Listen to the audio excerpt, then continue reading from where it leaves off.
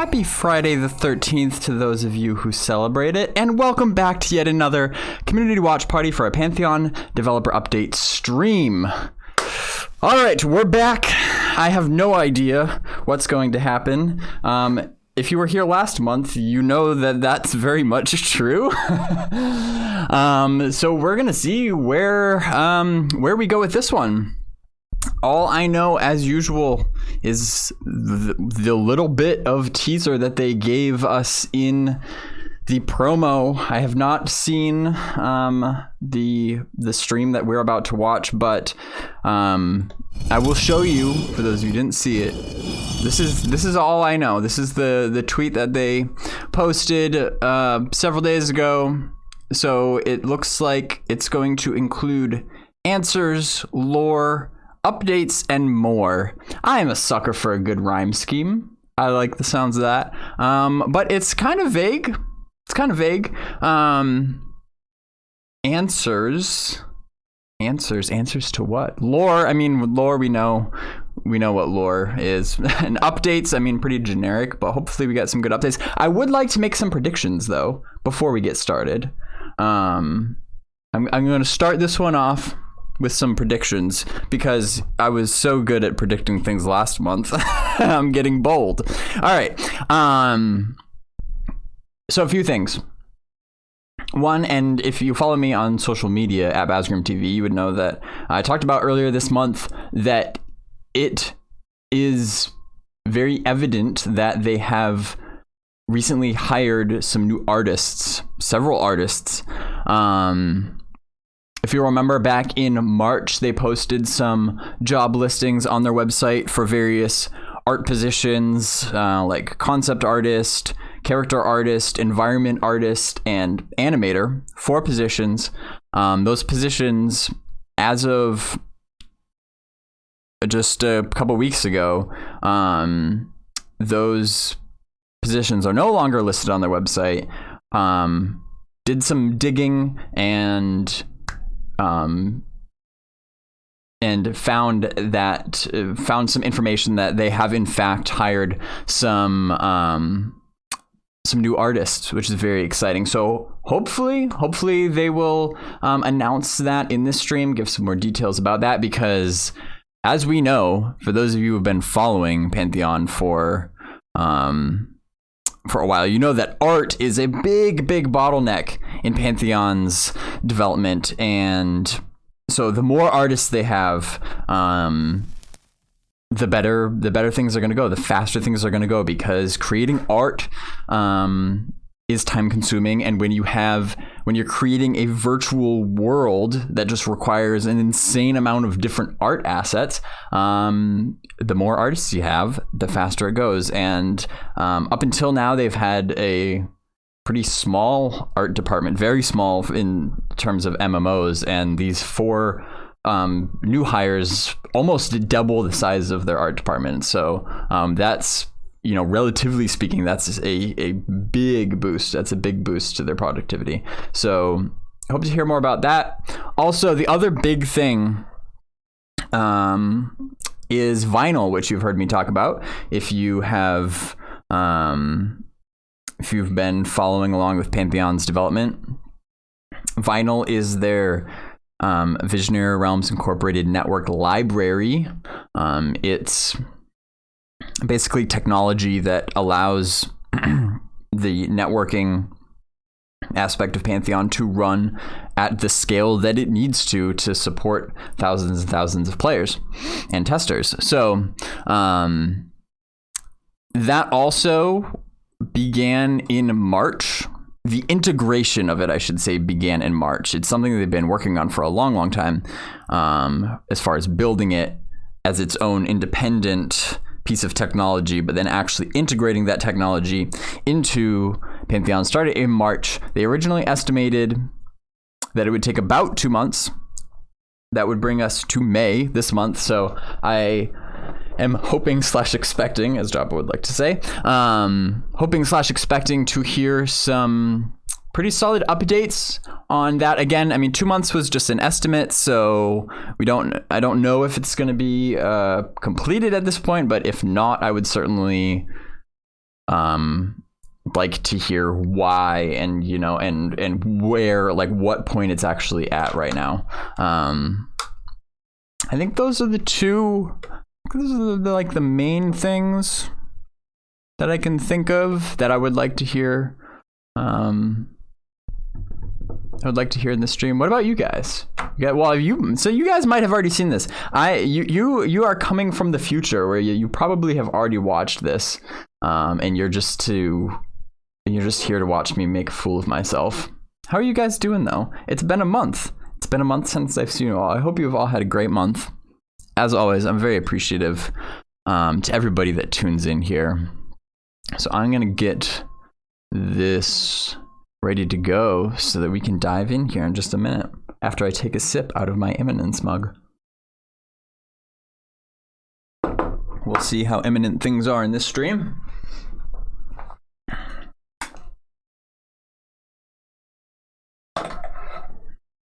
All right, I'm ready. Are you ready? I don't see any reason why we should wait. So let's get going.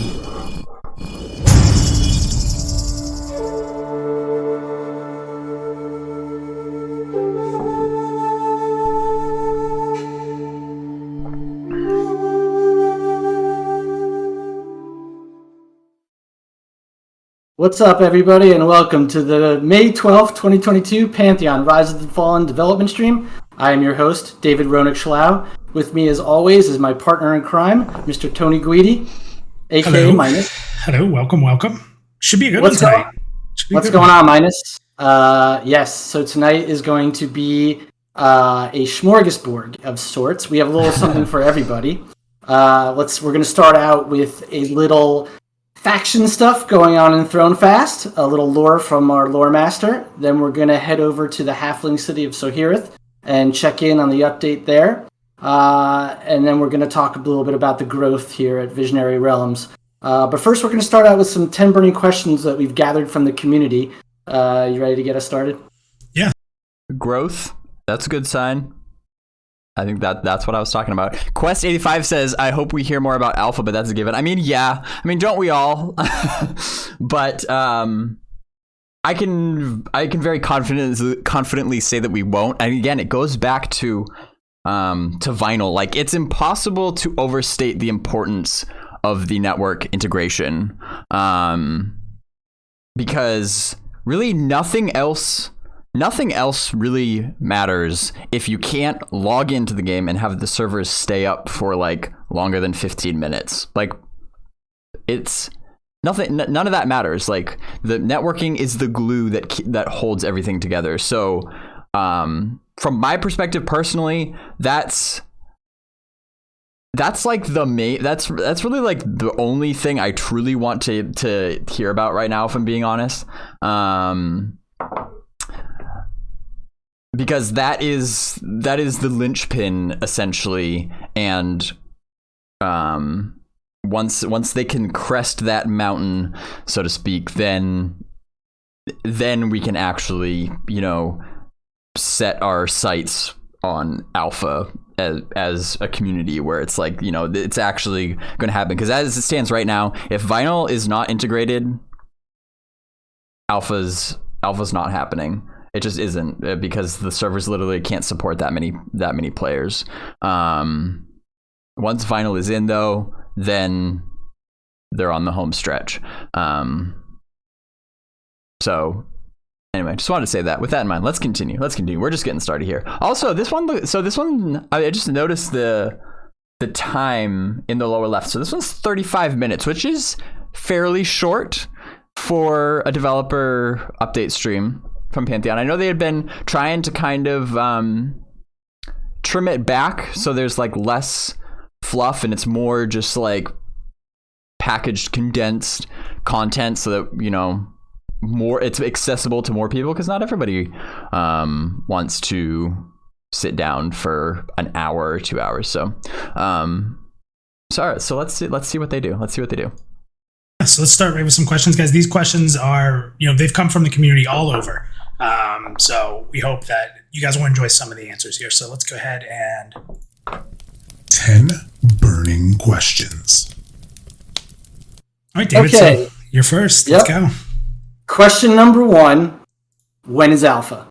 All right. Well, 9 burning questions. that's funny. Okay, so question number 1. I guess he didn't say we were going to get answers. How close is vinyl to being implemented? Can I just say we're on a roll so far? We have called pretty much everything. I did not watch this beforehand. So far we're like 100. We're batting 1,000 right now. We have called everything. So predictable. All right, this is the 9th. Are these rated in order of importance? Because they're starting with 10 and going up.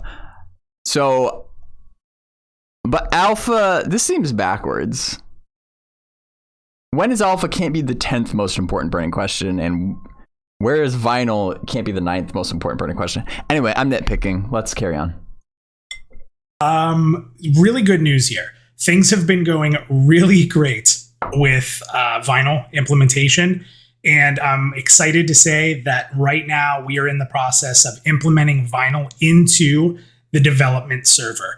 So this is big news. Everyone who's been following the process and looking at this networking step, how important it is. We understand how important it is to pet classes and just tons of things. So really, really big update here. Excited to say we'll be testing it very shortly here. So David, that's good. That's question number 1, right? That was definitely question number 1. Okay. That was definitely question number 1. Question number 2: can you provide any updates on the banking system? So we're happy to announce the banking system implementation is currently underway. The first prototype is being worked on and is very... Okay, I get it now. Okay, so he's saying there's 10 burning questions, but only 9 of them are going to get answered. And so vinyl was the first one that actually gets answered. I get it now. I'm a little slow on the draw. Okay. Let me back up. What was this? Any updates on what? Number 1. Question number 2: can you provide any updates on the banking system? Banking. So we're happy to announce the banking system implementation is currently underway. The first prototype is being worked on and is very close to being ready for testing. We won't go into specifics just yet on how banking will work across the world, but progress is encouraging. So again, another kind of in progress, but big steps coming there too. Well, that's interesting because, and again, I mean, banking is not the most. I mean, it's important, but it's not like the most groundbreaking thing by any means. But so let's go over to Let's go over to the library, because banking is one of the things on the alpha to-do list. So this was last updated in April. The May newsletter has not come out yet. And so as of April, if we scroll down, if I remember correctly, this, by the way, if you haven't checked out the library, Alpha Tracker is one of my favorite parts of it, because this allows you for everything on this list needs to be completed before alpha is ready to open. And so it shows you the current status of each of these items. You see like 3 of them are complete. That shows you which ones are in progress, shows you which ones haven't, to do, what's still left to do. And not only that, not only does it show you their current status, but you can also go back in time and see what the status updates were on each of the past months. But anyway, so if we go down to do the banks, it was as of last month, had not been started yet. So that is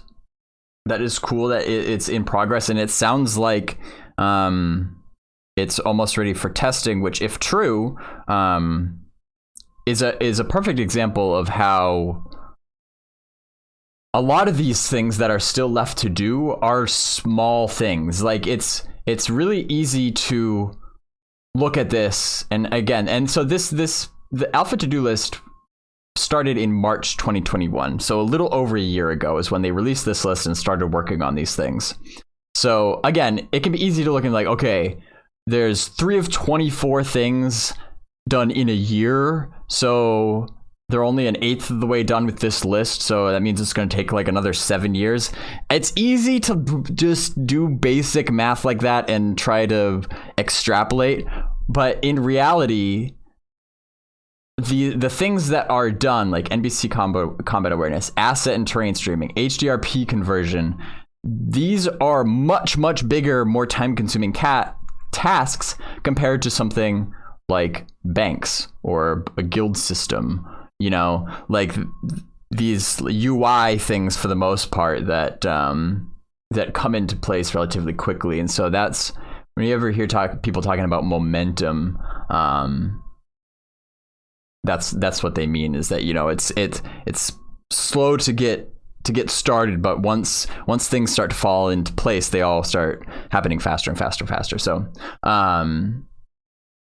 anyway, okay, cool, thanks. That's a good one. And like you said, the big thing there is remember that's on the list, right? And it said, and it hasn't kind of been updated, so we're going to see an update on that. Question 3. So what is the plan for the non-disclosure agreement? So JSAG says, are they close on the vinyl integration or still a lot of time?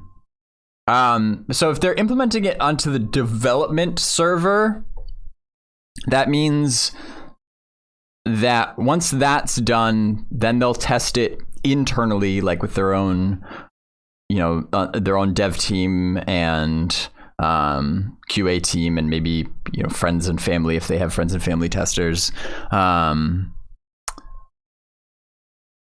So I would imagine that they'll have a period of testing it internally, and then once they're satisfied with that, then they would open it up to the PA testers. So again, from my perspective, it sounds like the implementation, they're in the last stages of implementation, and then it's a matter of, you know, running it through the ringer and testing it, starting with their internal testing, which honestly, who knows how long that will take. It depends on how well it was implemented, probably. You know, there's really no way to say how long it would take to test internally. So, you know, and that would affect how long it takes until PA testers get their hands on it. So, you know, again, it's all just talk. At the end of the day, we don't really have anything else to go off of other than what they say. But again, after 2 months, yeah, I would, you know, again, if true, it seems like it's more or less lining up with their original estimates as far as how long it would take to actually implement. When the next PA test will be, no idea. People know that is NDA when alpha launches for Pantheon. So the current plans, and this could change, are to considerably relax the NDA for alpha. Basically, we're considering allowing open discussion about the alpha client, as well as open up streaming to the alpha testers. So that's really big news. Now, granted, if there's certain things that, you know, we have to test, or there's little slight changes we have to make, that's the plan for now. But the big thing is there's thousands of people, like lots and lots of people coming in for alpha. So we do think it's important that they're able to share their impressions. And it's, you know, with that many people coming in, I think it's better to open it up. So, for sure. And again, these are fan questions. Question number 4: will there be in-game holidays, and if so, will they be tied to real-life holidays? So the answer here is we plan to have holidays native to the world of Terminus and the cultures and the people thereof. A few of them have already been established in the lore, if you're rabid enough to notice. As for real-world holiday celebrations, we're not as certain on that one. You know, on the one hand, they can break the holy seal of immersion. On the other hand, it's hard to deny that, you know, the warm feelings people get with celebrating certain celebrations. They no matter what world they belong to, they just seem to bring some joy. So we'll be pondering that one. But again, you know, there will be holidays of some sorts. I think the one really cool thing there is sort of if you know the lore very well, you might have already noticed some holidays that might appear. It's kind of cool. Yep. Question 5. So we talked recently about techniques, and people were wondering if offhand items like shields or caster items, you know, like orbs or whatever you may hold in your offhand, if they're going to have any effect on the technique system. So the answer is not at the moment. There will be class-specific abilities for that. The techniques that you have, for example, like a warrior, you'll have skills that play into having a shield in your offhand, obviously, because you're a shield class. So techniques are going to have access basically off the main weapon right now. Now, something interesting that we are going to share here is that some techniques right now, and it's going to need to be tested, could be something where it requires a certain offhand. So you could have a dagger in your main hand, and if you have a dagger in your offhand, that'll activate that technique. So right now, again, shields, like offhand held items, they're not going to necessarily have it, but you may see class abilities that do. So, great. Now, this is a question, obviously, I'm particularly interested in. Can you give an update on the proposed death penalty? Mm-hmm. So the update there is there's no changes to that yet. And to reiterate, for those who don't know, currently the system is that the player will take a durability hit to their items, lose experience, and they will drop all non-equip inventory items and coins on their corpse. Players will keep equipped items on them when respawning, so it will be feasible for them to get back to battle where they lost their body. Recovering their body will not just get them their items and currencies back, but also recover a percentage of the lost experience. Now, I mean, me personally, that's how I love it. Do you have any thoughts on that one, Minus?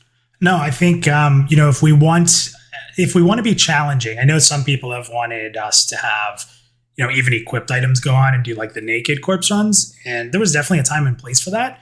But I think that if the game is going to propose a challenge that we hope to challenge groups and make them think tactically and be smart, that not having your gear to get to a hard part of a dungeon would probably not be fun, right? We've talked about what's fun. We want death to be meaningful. We want it to penalize. We want you not to want to die. But we can give you at least a fighting chance to get back to your corpse. So I think it's good.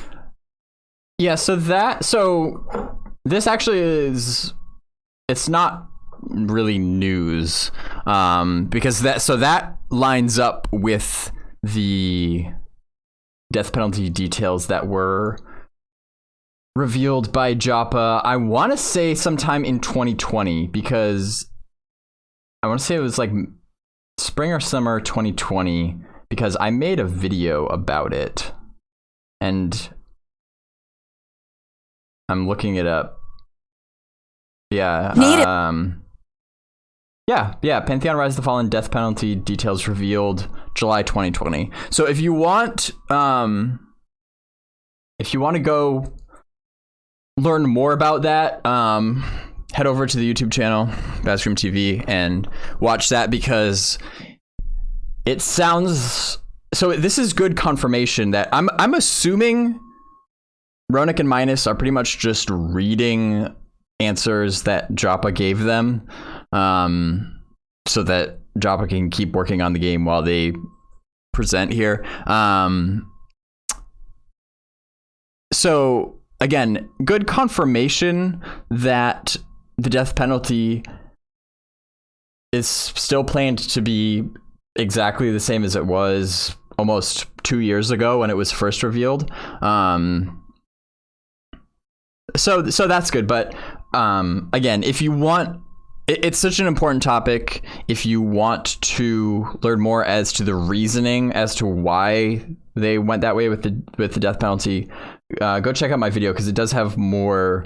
When Joppa first originally revealed those death penalty details, he expounded a little bit more on the reasoning behind it. So just wanted to put that out there. Yeah. I feel like this is a nice sort of in-between spot, but we'll see. Again, there's no changes on that yet, and there's still a long way to go, but that is our current stand. Yep. So this next one's exciting, because I don't know how much we've openly talked about this, but we had a question come up that is, what will sea travel look like? And obviously, we gathered these answers from various departments, so it's not me making this up on the fly, or David, so don't worry about that. So there's actually, when you weren't looking, I actually went in and changed all your notes, so I made this exactly how I want it to be. Oh, great. So good. That puts it, no pressure on me. Everyone just be upset with David. Camp is corpse. So sea travel. So as an open world, it will be technically possible to swim to most places, given enough time, proper endurance management, luck, as in you're not being eaten by a mean sea creature. But one of the main components of sea travel will be the manufacturing and captaining of sea vessels. So it's pretty big. This will range from smaller and slower single-person vessels, such as rowboats. Remember that summoners can conjure a raft, all the way up to sleek multi-person vessels designed to store cargo and make long-distance sea travel and exploration more viable. So other than that, exploration and discovery is a major component of our water-based content as a whole. So everything from finding new islands and land masses above water to pushing the limits of peering into the depths of the water. The seas are going to be treacherous, but yet a huge rewarding part of, the world that we want people to explore and have that adventure in. So that's a cool one, David. What do you think of that? Yeah, when I remember, this is the first I was reading about it. When we got the answers back, and there's certain things that even we kind of find out a little later. I was super excited. I love all that.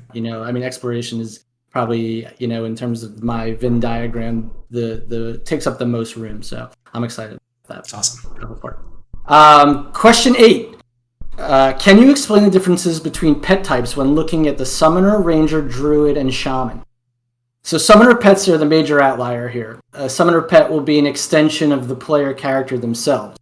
The various Summoner pets will level on their own, will gain skill improvements, and will have their own equipment, built much like a character. In regards to the Ranger, there aren't as much pets as there are skills acquired from various animals in the wild that could potentially animate with those animals performing attack. In regards to the Druid and the Shaman, these pets are mostly passive or complementary skill enhancements that affect how various spells will work.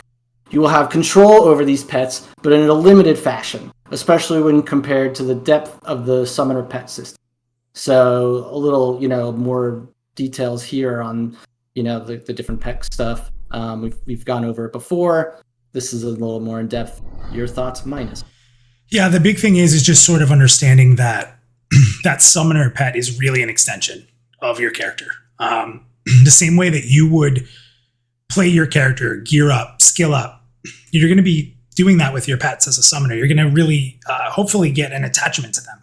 They're going to mean something. They're going to be such a part of your character. And that's not to say that a Druid is not going to fall in love with Rohret, right? Or a Shaman isn't going to love their bear or spirit pet or wolf spirit pet. It's just that it's really what the class is based off of. So it has to be unique, right? It can't just be like other things. And that's why Summoner is going to be much more in depth in that aspect. But you'll still be able to have fun with the capabilities and enhancements that the other pets will apply. So.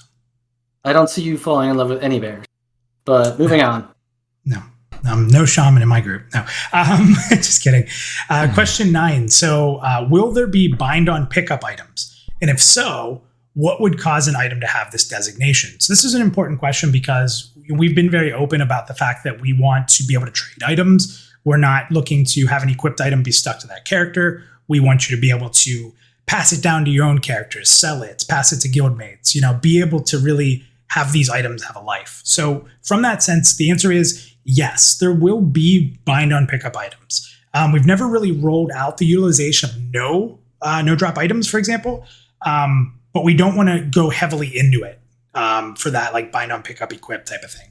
Our goal is to reserve the no drop mechanic for items that are so uniquely powerful or useful that it would cause major disruptions to the game's balance at lower levels.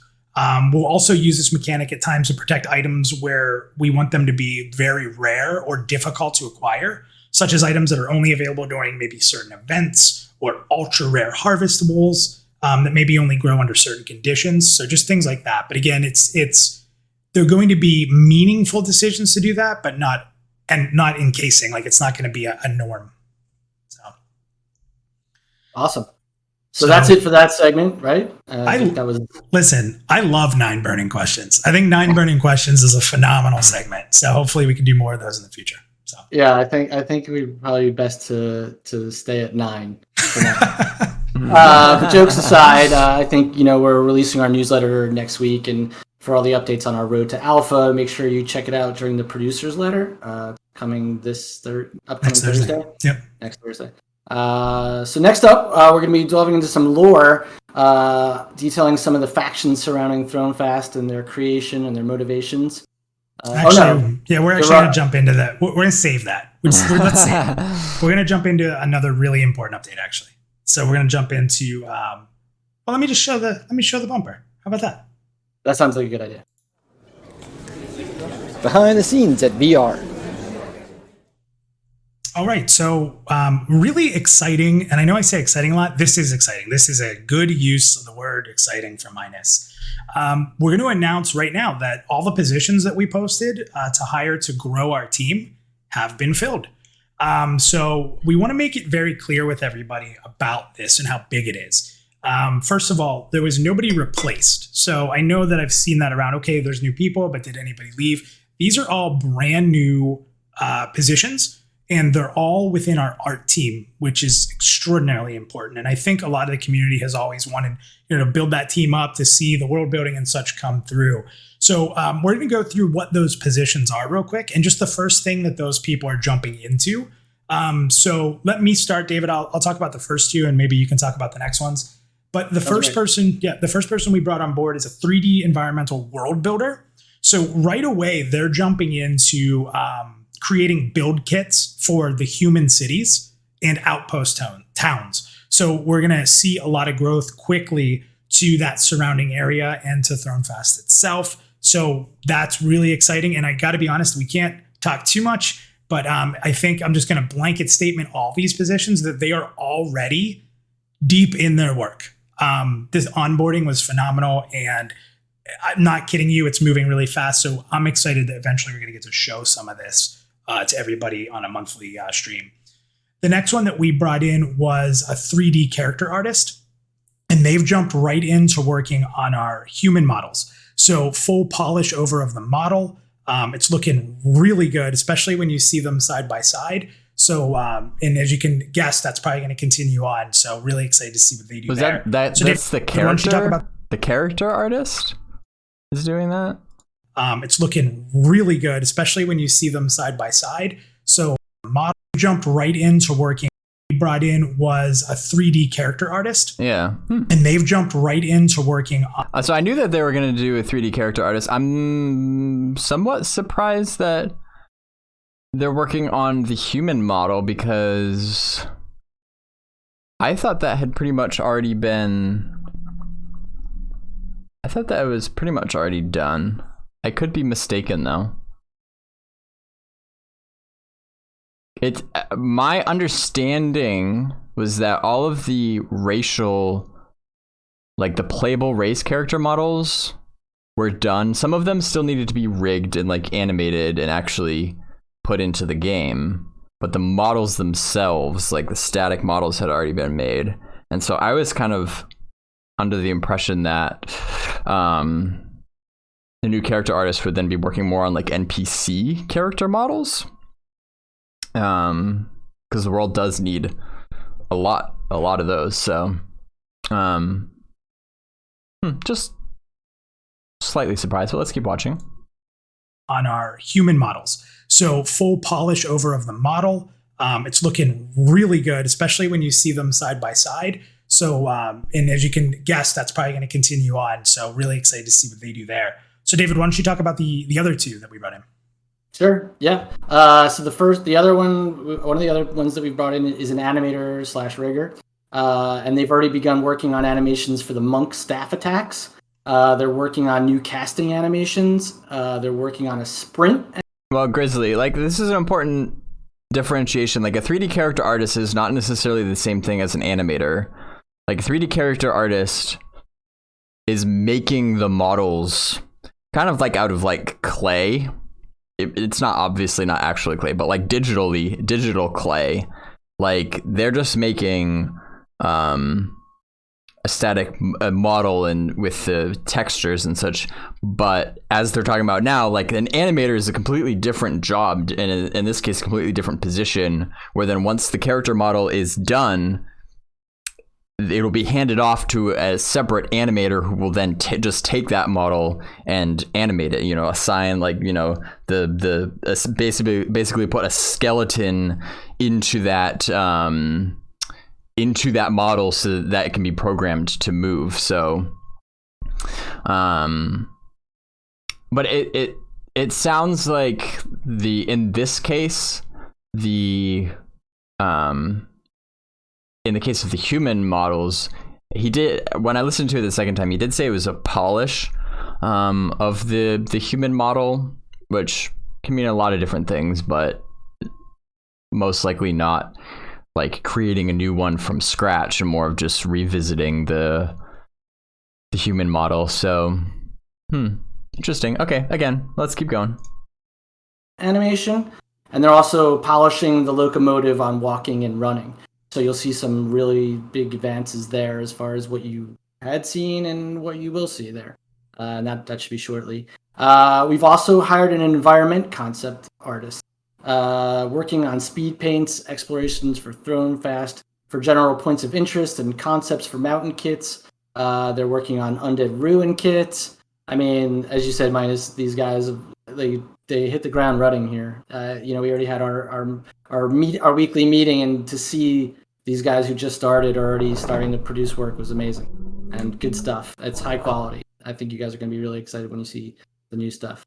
Yep, and for those that don't catch this stream live, what you gotta come be a part of the community. It's super fun when we do this live on Twitch. We still obviously appreciate you checking it out on YouTube, but sometimes you miss some great things in chat, and I'm going to throw it out there every once in a while. We just had Joppa in chat, which I'm sure everyone's familiar with, doing the kiss animation from a chef.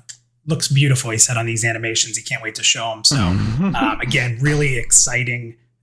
Speaking of which, Joppa is also in our chat right now. For those of you who aren't watching chat and maybe just listening, appreciate Joppa chiming in and saying there are some important fixes and improvements we've been wanting to make with the player characters for a while now. Also part of setting them up for additional tweaks to our rig to support the animation improvements already coming online. Climbing animations are slated for polish, for sure. So that clears it up a little bit. Exciting team growth. It's really, David, I think that me and you both talked to each other when we did, had all the team meeting and talking about the new hires and seeing some of what they're working on. I think both of us said, wow, this is just such an exciting moment internally, right? For us, like just as peers, just a really exciting moment to feel the team growth and to see the excitement and just the progress just like that. So much good stuff to come. So much. For sure. And as you mentioned, getting involved here, also getting involved on our website. If you haven't already pledged, PantheonMMO.com. We, rely a lot on your support, and we couldn't be here without you, and we couldn't have made these hires without you. So thank you to the community. So now we're going to move on. I think the second week in a row that I messed up the order. This is what happens when you film live. So now we're going to have, like I said earlier, this is going to be on some of the factions in Thronefast. I'm excited. I'm a big lore hound. I know a lot of our community is going to eat this up. And we're going to, I think, see some new stuff as well. So even if you're someone who's like, well, I like lore, but I'm not super into it, keep your eyes peeled because you're about to see a lot of new footage. So here we go. You ready, David? I like footage. I'm ready.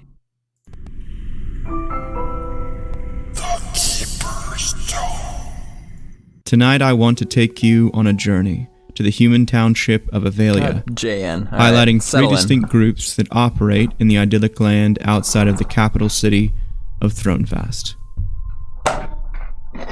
Avelia sits nestled amongst the hills and waterways outside of the human capital city, an area known locally as the Foreland.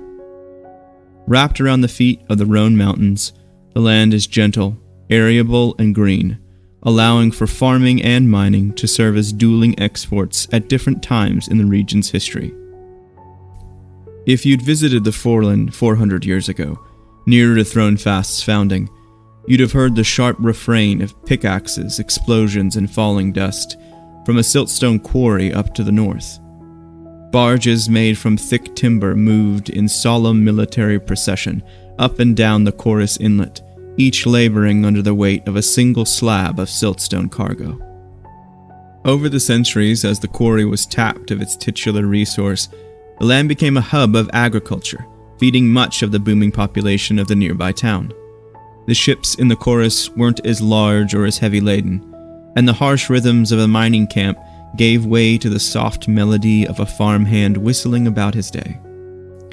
However, this honorable use became mired in the abuses of the Seville house, who prioritized profits over the peasantry. And as the city found new resources in the seas and beyond, the principal members of this offending noble family were tried, banished, and in one case executed.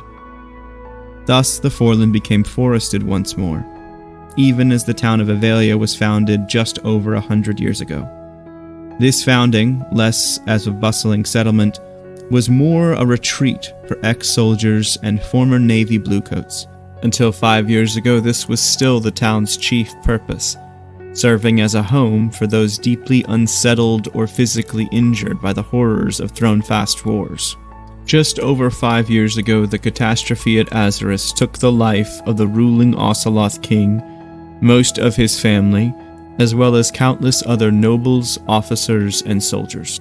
In the wake of this disaster, Amantheon, Queen of the Burning Heart, ascended to the same throne that her ancestor Avendir first took nearly 500 years prior. Accompanying Amantheon's ascension were a host of reforms, each aimed at reorienting one of the more militarized sectors of the empire. One such reform took Avelia on a path away from something of a soldier's retirement village and into a more egalitarian hub of culture and trade. To oversee this transition, Amantheon appointed the Ventori Noble House, which is where we start our exploration today. The Ventori are a true Thronefastian low noble house. Interestingly, they draw their wealth not from a single family, but from a collection of families in a merchant holding. This is unconventional, but it is not unprecedented within Thronefast, and the Ventori still obey the strict customs and protocols of the High Noble Court of Lords. Under the shrewd and fastidious eyes of Vedru Ventori, the family has flourished in merchantry both locally and across the seas.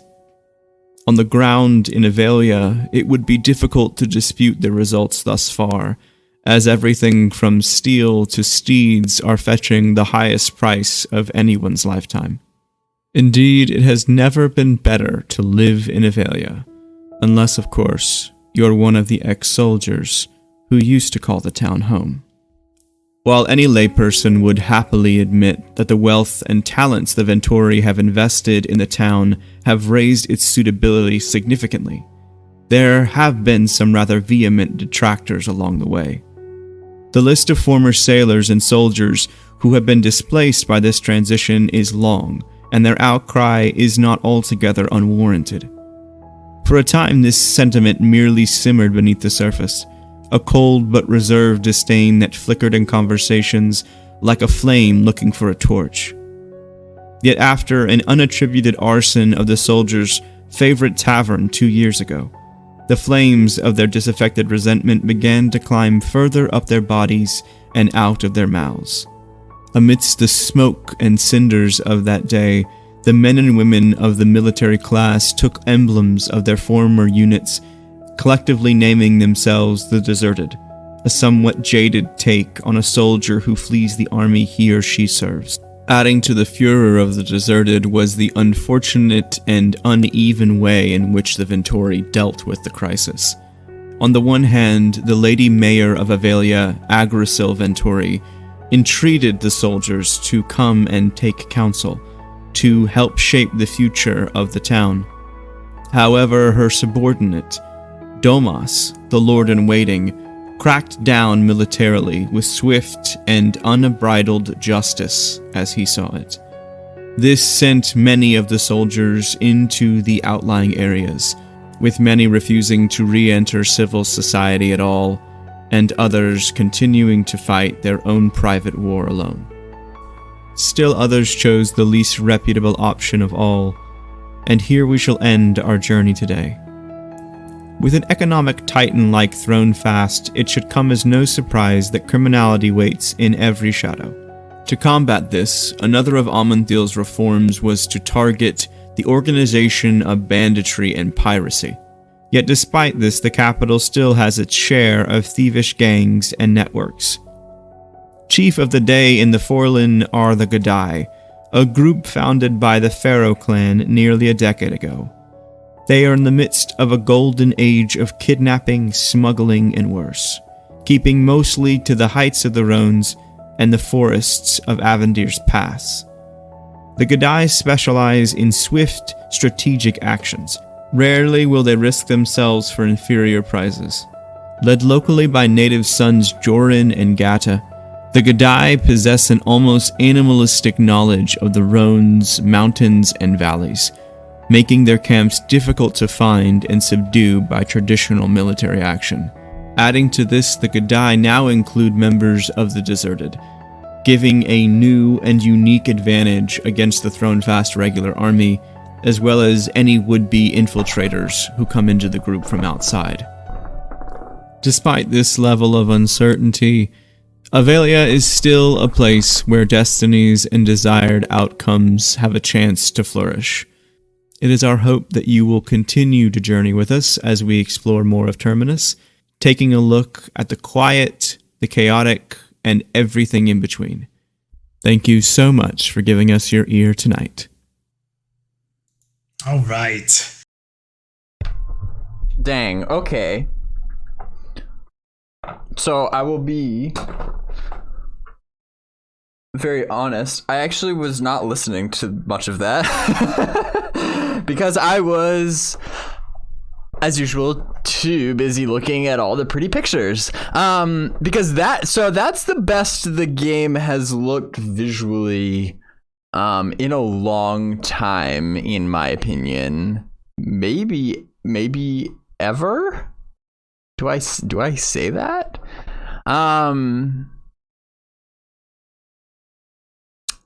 It just looks so alive. Like, it looks so much like what a virtual world in an MMO should look like, in the sense that even little things like the foliage, and even little things like little rats walking by, and like bunnies hopping in the background, and like, it's the little things on top of, I mean, I shouldn't be surprised how much of a difference the day-night cycle makes. Like that, you know, that was revealed a couple months ago now at this point, as part of the HDRP conversion. There's just so much visual goodness that comes with that, and I feel like this is the best showcase of that. This is the best demonstration of like the light coming through the leaves in the trees as like the sun is setting, and all that sorts of stuff. I will definitely be putting that footage. I'm gonna be stealing some of that and putting it in my videos as well. Grizzly says this section here points to different human factions, right? Yes, absolutely. I was listening to some of the lore.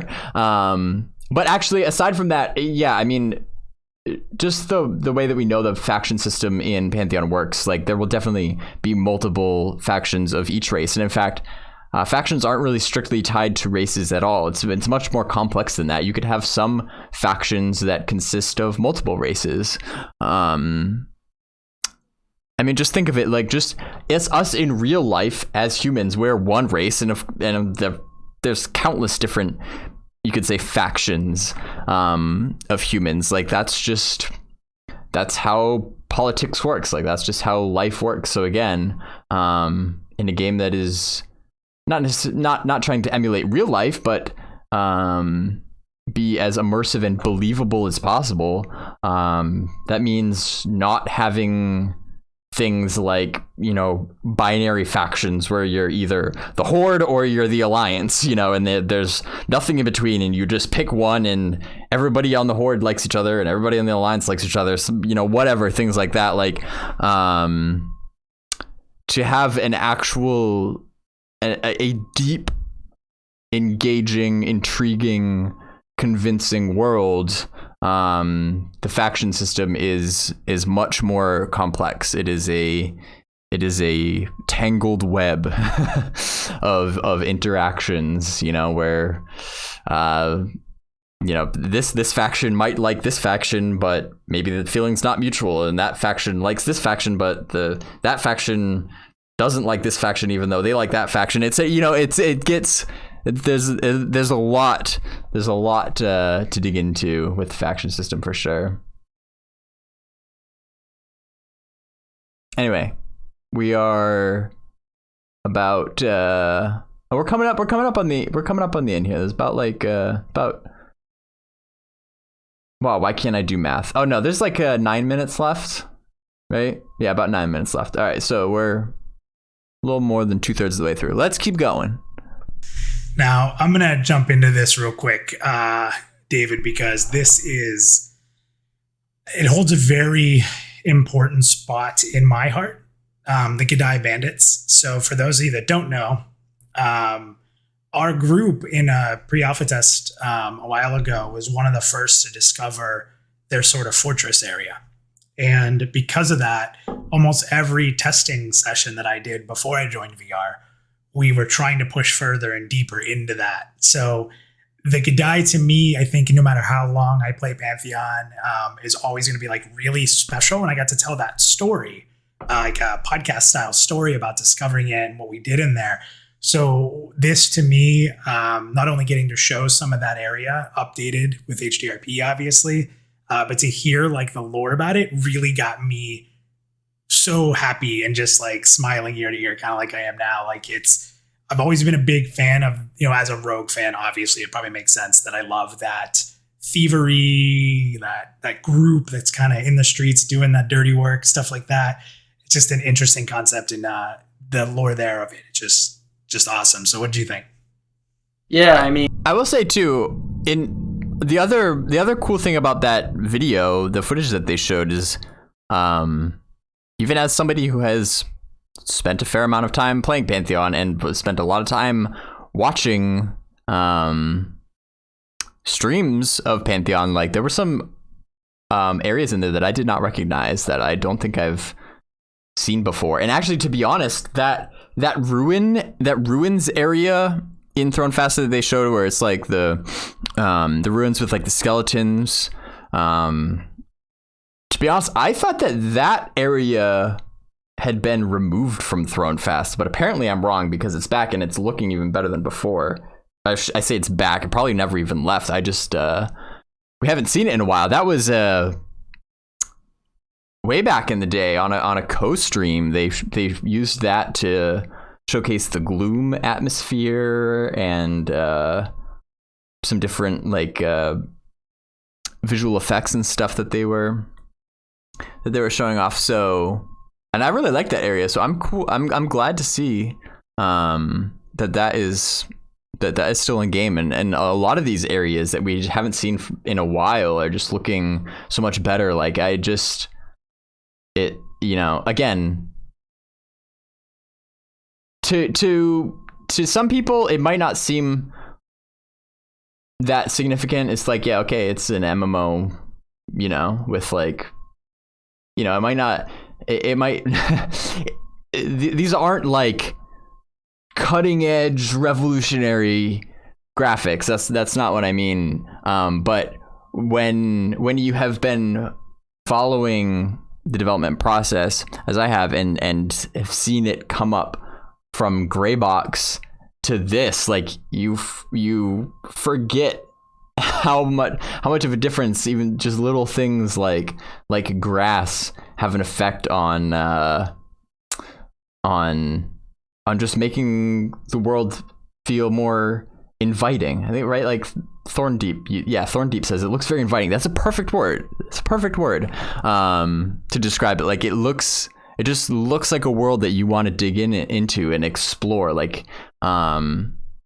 it looks so much more inviting than the gray box phase, when it was all a lot of just like hard surface and not a lot of detail and stuff, which again, it's a necessary part of game development. But I'm just glad. It's a very long way to say I'm glad that those days are in the past. And this is the thing that separates Pantheon, in my opinion, from other games. It's the depth of the lore, right? It's the thing that adds dimension. You're not just sitting there whacking, monsters or whatever. I personally am a huge lore fan, so this was awesome for me to hear. And, I think the community also, like I said earlier, will dive into this and figure out all the details. But like even the story that you're telling now about the Gadai and that sort of memories that you're making, you experience something in game and then you find out more about what you're fighting or the area that you're in, or obviously other games have that, but I think again back to the depth that we have is going to be the real differentiator for Pantheon. Yep. All right, you ready to move on to our next segment? This is going to be a fun one, I think. And now an update from our feet on the ground. So we're going to head over to Sorhiryth, to our field reporter. Roll it. All right, here we go.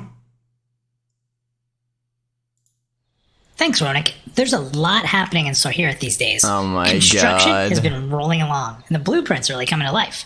I know these blueprints have been seen before that you're seeing on screen, but it's just some amazing architecture. But that's not it. Look at how it's coming to life. That looks awesome. When's the furniture getting delivered? Okay, calm down, funny guy. In due time. But have you ever seen such magnificent housing? Looks like it's really coming along. What's that sound? Oh, that? Well, the bees are hard at work getting resources ready for the city. You can see the honeycombs here at one of our honey hive modules. We use this stuff for everything. Is that a tap for honey I see there? Of course it is. Why wouldn't there be a tap? But that's not the best part. Wait until you see the homebrews we make from this stuff. Welcome to Bar Minus. There's no way that's really called Bar Minus. Well, no. But hey, moving on. So Ronik, getting serious here for a second, I'm sure you've seen that getting around Sorhiryth can be a little tiring? Certainly seems like a lot of climbing. Exactly. And that's why we're excited to announce that not Oh, only... look at the friggin' draw distance. Did you see? Hold on. Can we back up here a second? First of all, initial impressions. Because last month we saw a teaser of Sorhiryth, and it was pretty much just the trees and the platforms. Like none of this detail with like the NPCs and the buildings and what looked like crafting stations and the flags and stuff. None of that was there. And so that's a fair amount of assets coming into the game in just a month or so. But hold on, let me can I skip? Sorhiryth can be a little... Yeah, this shot, look how far out you got the sun's like low on the horizon. Tiring? Certainly seems like a lot of climbing. Look at that draw distance. And like this is a seamless world, so I'm assuming I can go that far. That's a freaking far. It's a long way out. Thorndeep says flashbacks of Kevlyn are flashing through my head. Yeah, no doubt. I think everybody who played EQ is having flashbacks of Kevlyn. Not a bad thing though. But again, out of all this, if I really pause it and look at it, there's a lot to see here. But for whatever reason, again, just also the angle of the sun, the way it's like casting shadows, which I don't know, maybe that's like an optical illusion to making it look further away than it actually is, but that's kind of cool. Exactly. And that's why we're excited to announce that not only will we have lifts, which you've seen in blueprints before, and zip lines that we're now showing in blueprints, but they've been casually discussed. See, the exciting thing is that right here live on this broadcast, I have breaking news. I would like to announce that not only will we have zip lines and lifts to get around our amazing city. Oh, Joppa says you're looking out over the ocean into silent plains there. Oh. Let's pull up a map.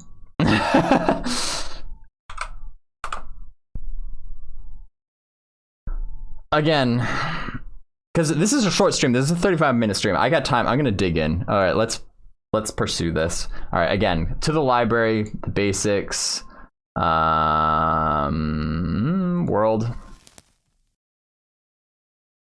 There it is. Oops, I just realized you're not seeing what I'm doing. All right, hey, found the map. All right, so looking out over the ocean into the silent plains. I'm gonna go back. You've seen that getting around Sorhiryth can be a little tiring? Certainly seems like a lot of climbing. I don't see water.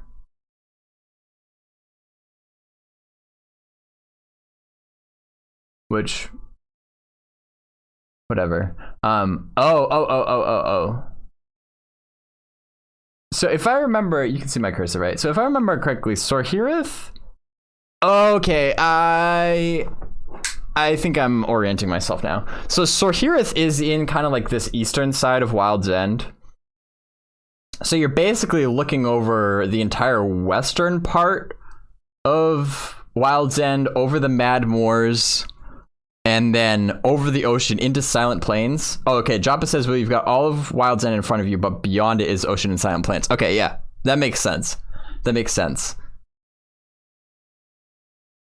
Yeah. Okay, that's a freaking long way. Yeah, Mad Moors. That, you know, the little bit that we've seen of Mad Moors, that makes sense. It kind of does look like a desert from this angle, but so that's okay. So that's basically swampy kind of area, and then maybe way there on the horizon is Silent Plains, and then the water is dipped down. Okay, oh, so it's like lower. Okay, got it. That's cool. That's a freaking long way. I mean, we're seeing like what, maybe like a third or 40% of the way across the continent. That's crazy. It looks like that would take a long time to get there. That's pretty cool. Exactly. And that's why we're excited to announce that not only will we have lifts, which you've seen in blueprints before, and zip lines that we're now showing in blueprints, but they've been casually discussed. See, the exciting thing is that right here live on this broadcast, I have breaking news. I would like to announce that not only will we have zip lines and lifts to get around our amazing city, we will also have gliders to travel between platforms.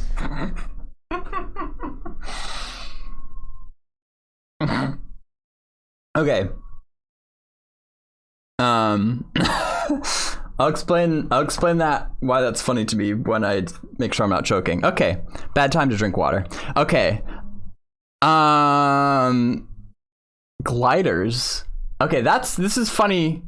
I'll explain why this I'll explain why this is funny. Because, okay, anybody who's been following Pantheon for a little while knows that that Joppa, who's in chat again, is heavily influenced by Breath of the Wild. Zelda Breath of the Wild. And that, it's one of his favorite games and has had a lot of inspiration into Pantheon being the exploration aspect of Pantheon being an open world and the climbing and all that stuff. For those of you who played Breath of the Wild, you'll kind of see some of those parallels there. And so it's funny because I don't remember, it was in some Discord channel the other day. We were talking about this and somebody was like, just waiting to hear the glider announcement, because gliding is obviously a big part of traversing in Breath of the Wild. And well, here's your here's your glider announcement. So okay, I have thoughts about it, but I kind of cut I kind of cut him off. Sorhiryth's skin glider way station. Okay, interesting. Okay, I'm gonna let him finish so that I don't get ahead of things. I want to see if he expounds on it at all. And for a quick trip to the bottom for in-city use, check out these blueprints. Well, it certainly seems like there's a lot going on in your home city there, Minus. And it's all coming together rather quickly. For sure. I'll be on the ground level for any other exciting details that come up. Now back to you in the studio. Okay. That makes a little bit more sense. So when I hear gliders, especially again in the context of Breath of the Wild, like in Breath of the Wild, you pretty much like have a glider available to you at all times, and it's just you just pop it out and you can use it to traverse pretty much anywhere you want. And that's just like, that's a main form of travel. But if I'm understanding this correctly, when I hear like way stations, and it's just in the context of Sorhiryth, it's just like a way to get from point A to point B within the city. So initially when I hear gliders, like my initial concern is like, how do you justify that with the no flying mounts policy? So again, for those of you who have been following, you'll know that Joppa is on record for saying that as long as he is the creative director, there will not be flying mounts in Pantheon. And you could consider, like, if you had a glider that you could carry with you at all times and use it whenever, wherever you want, that's essentially a flying mount. And you could just bypass all sorts of content with that glider. And so again, maybe Joppa, correct me if I'm wrong, but it seems like it's more of like a paid shuttle service to get from point A to point B. We've seen this in some other games. Like I think what is it, EverQuest 2 had like the Griffins, where you would go to a specific spot and pay an NPC to get on a Griffin that will take you from that, again, point A straight to point B, and you have no control over it anywhere in between. Like, and I think that's a reasonable money sink. Like, you're paying money, and every time you do that, you have to pay again, and you're paying for the convenience. Like, it will get you to that spot, but it won't allow you to just go wherever you want. There's a big difference. So that sort of thing I'm in favor of. I think it's cool. I think it especially makes sense in the context of Sorhiryth here again, with halflings. Like, they actually, they're talking about like the catapults and like slingshots and stuff. We've actually heard that before, but this has been planned for a long time for halflings to have very like fun ways of getting around their city. For those of you who don't know, the lore of the halflings in Pantheon, like these aren't hobbits. These aren't just like quaint little peaceful farmers, that live in the Shire. Halflings are in Pantheon are very youthful, very fun and flamboyant and mischievous, and just perpetually juvenile, basically. The inspiration for them is one of the inspirations for them is the Lost Boys from Peter Pan. You think of Neverland, and where people they never grow up, and so that's essentially what the halflings are, and that makes a lot of sense that they would have very fun ways of getting around their city, and we're actually seeing that finally come into the game, which I think is cool. So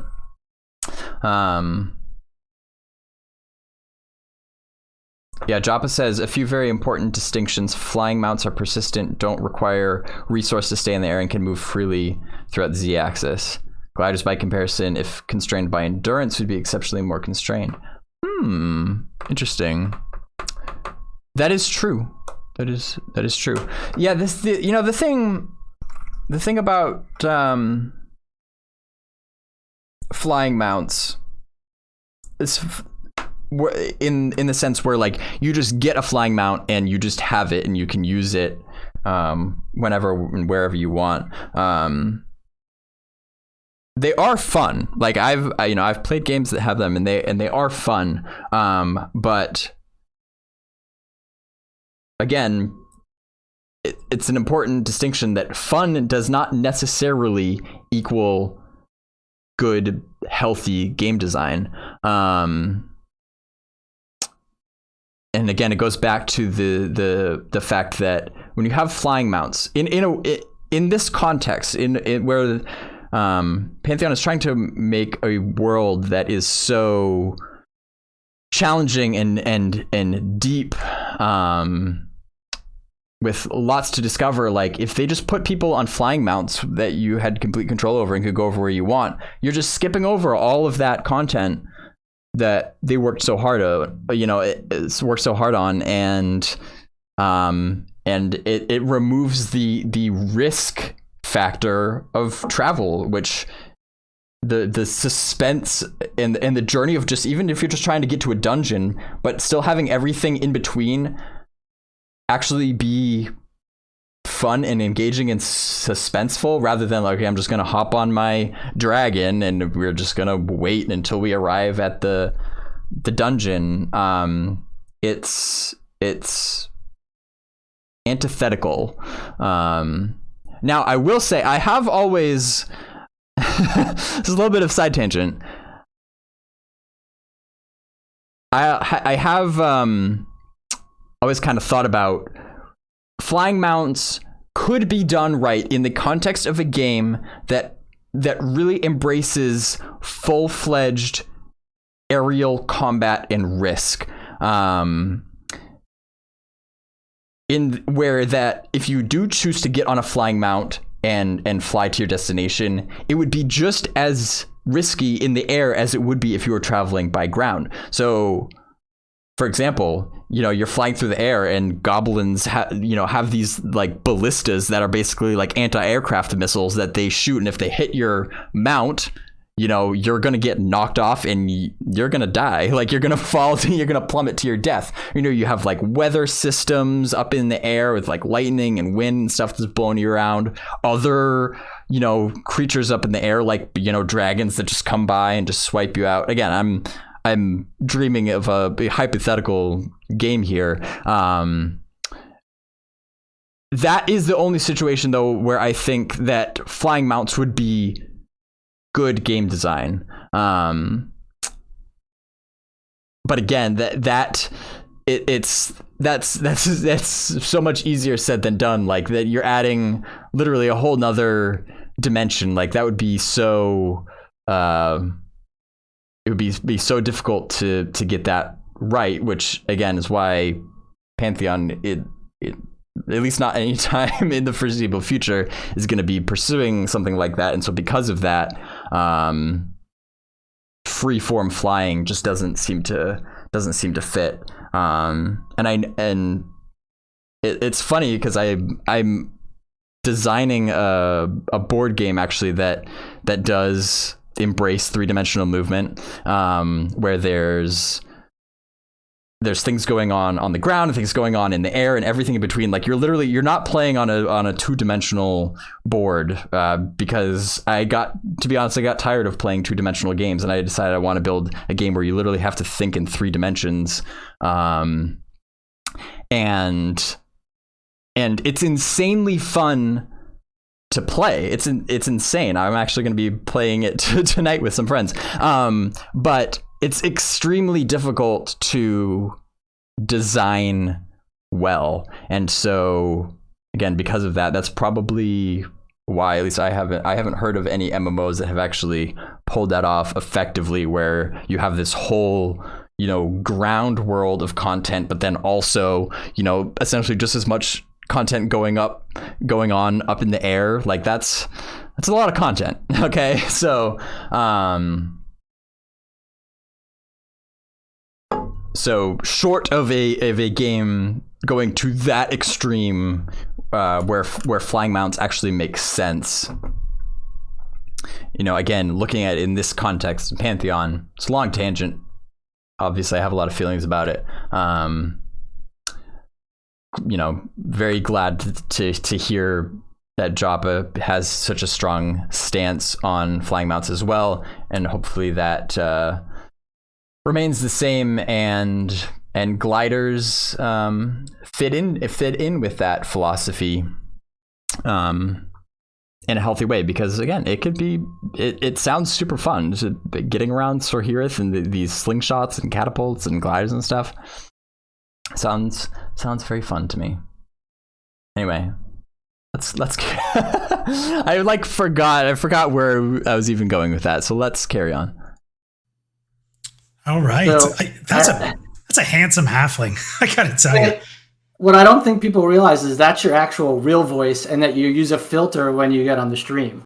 So yeah, it's tough. I can't talk to people in real life very often. I can only talk to them through computer, so I can set my mic up. So yeah, thanks for spilling the beans on that one.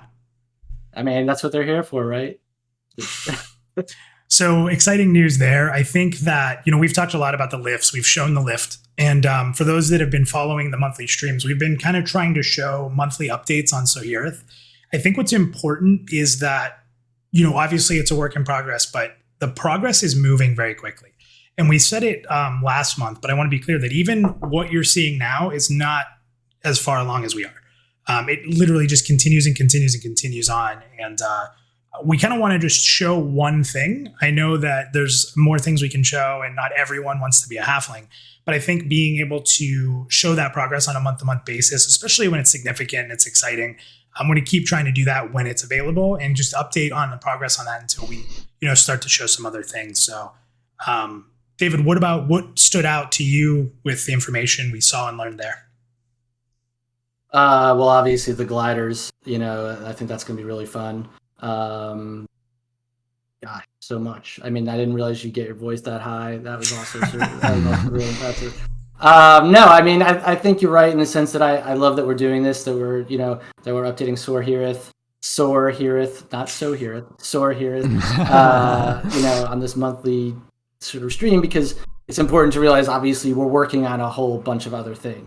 And this is just one thing that we can focus on, and that you can, you know, a way to show the community progress just from month to month.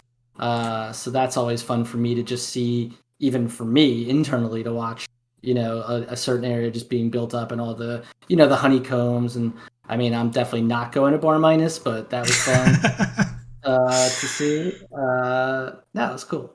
Yeah, it's a lot of fun seeing that progress, especially as a big fan. And I know there's some fans in chat right now talking about wanting to be a halfling. So let's go halflings. I just know that there's no way that I'm not falling off that platform, like on a minute by minute basis. So you know, that's my only concern. Well, before you wrap up and kind of talk about what people can expect with future streams, and you know how we sort of went with segments, I'm not going to steer a thunder, but go into depth on that. I just do want to remind everybody we are a crowdfunded game, and as David said earlier, thank you. That's from the bottom of all of our hearts. Like, thank you. Growing our team feels so good. I hope you and the community feel that, and your support through pledges. And we've said it before, if you don't want to pledge yet, or you have pledged, or you're considering pledging, you'll make the decision that's right for you. But follow us, you know, subscribe on YouTube, follow us on Twitter, check out our newsletters, check out the forums. You know, the big thing is that your support comes in a lot of different ways. And we're extraordinarily thankful for it. And hopefully, as we continue to up the pace with the network stack being implemented into the development server, new hires onboarded, rocking and rolling, there's going to be a lot of fun stuff to show. But David, why don't you go ahead and wrap it up? Yeah, and I want to add to that and just say, like, what a morale support it was for all of us, adding those new team members and just expanding the team, and just knowing that, you know, we're onward and upward. And I think that's how we'll close this week out. And then just, moving forward, as far as you kind of touched on a little bit, we're trying this segment thing out for the stream. It's called a development stream. I think it's going to be more like a Pantheon monthly update. So we'll have a little bit more than just what's going on with dev. We'll talk about kind of what's going on internally. We'll talk, we'll have these fun segments, and we'll see how that goes for a little bit. But again, like Mina said, thank you. We couldn't be here without you, and appreciate it. And we'll see you next month. See you next month, everybody. Take care. All right, I just realized I never actually went back to my watch party overlay. Getting so carried away here. Ooh, all right, it doesn't matter though. All right, so I want to go. I want to go back to flying mounts. I want to go back to flying mounts for a second, because I reread what Joppa was saying about flying mounts are persistent, don't require resources to stay in the air, and can move freely throughout the Z-axis. Gliders, by comparison, if constrained by endurance, would be exceptionally more constrained. Which is a good point, because flying mounts, you can just take off on the ground and you go up, and you can stay up as long as you want. Again, I haven't seen a game do this. I guess you could theoretically assign endurance to a flying mount, so like the mount gets tired, maybe, or again has health that, like, if they take damage while in the air for whatever reason, they die. But again, anyway, you can take off from the ground, you go up as high as you want, stay up there as long as you want, and then land. Comparison, gliders don't have free access through free movement through the Z-axis, because you would have to start at a high point, maybe via climbing. Maybe that would actually encourage climbing, people to go up to a high point and then glide off. And again, you have to hold on with your endurance skill. I would presume if you run out of endurance, you drop the glider. The glider just goes off into oblivion while you just plummet to your death. That would be cool. So that's a fair point. Again, I don't know. I would be skeptical about a glider that you can just have and use at any time, rather than like a point A to point B ferrying service. But it depends on how it's tuned. Like how quickly does it drop? Like how far does it actually allow you to travel, and how much endurance does it consume, and things like that. So yeah, I'm not gonna say gliders are inherently bad game design in an MMO, because I guess they could be done right, but you'd have to see how. But yeah, Wolverine Tooth says the world becomes much smaller with flying mounts, which is 100% true. Like, why would you ever choose to put yourself at risk by just running on the ground when you have a flying mount on command? You're just gonna go everywhere via flying, and it's just, yeah. I've already said my piece. Yeah, Shmonite says, why have climbing if you have a flying critter in your pocket? Perfect example. Why would you ever climb? That's this entire system that they have built out and have, pinned as one of their flagship features. It just gets completely overwritten if you have flying mounts. But now that I think about it a little bit more, if you have a glider, again, hopefully this would be rare. I don't think I would want to see everybody just constantly gliding all over the place. But maybe it would actually encourage climbing, where you would want to get to a high point, and there's risk involved in just getting to that high point in the first place. So it's not necessarily the safest way to travel, especially if you're not careful and you run out of endurance and fall off your glider. So so it could be, it's possible, it could be done right. Man of Rohan says, remember the air currents near Daedrum's ascent? That's an interesting thought too. I mean, because we know, so there's a wind shear climate. That's already that's already a thing in Pantheon. And so imagine gliding into a wind shear climate and you just get taken completely off course. Hey, now we're talking. Again, I don't even know if freeform gliding is going to be a thing. It's only they've only announced it in the context of Sorhiryth specifically. Are you going to be able to use it outside Sorhiryth? I don't know. But the more I think about it, the more I kind of like it. Official Clanton says, sup Baz. Sup Official Clanton. Squirrel2 Gaming says, I finally made it to one of your streams. I'm so glad you did. I'm so glad you finally made it. You're here. The stream, the developer stream is wrapping up, but we're just chatting now. I'm glad you made it. Man of Rohan says, cool, now explain how dailies are good game design. All right, here's how dailies are good game design. I have a lot of very strong feelings about of dailies. Because you see, the thing about dailies is that they suck. That's how I feel about dailies. No, seriously, how desperate do you have to be to specifically put something into your game with the goal of just giving them busy work? Like, is that why we log in? Is that why we log into MMOs, to have busy work, or to like just to try to bribe people to log into your game so that they can do some boring task for a very minimal reward? Like, what kind of addict behavior is that? Like, that's like a dopamine addiction is what that is. Like, that's just terrible.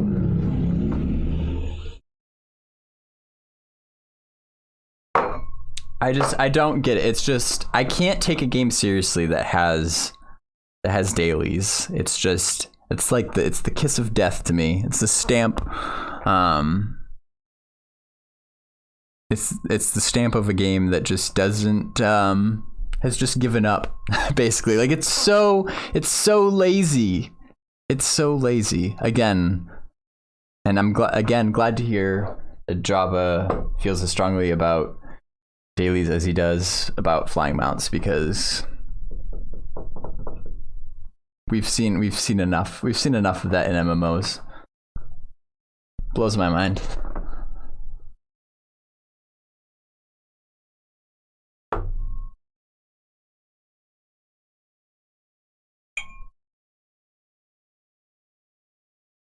Bolthar HS says, Bazgrim, are you gonna play on either of the new EverQuest TLPs this month? Probably not, to be honest. I've done some TLPs.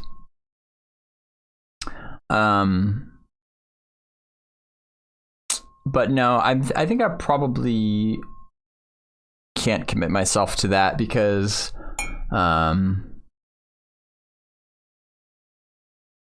mostly for time reasons. We've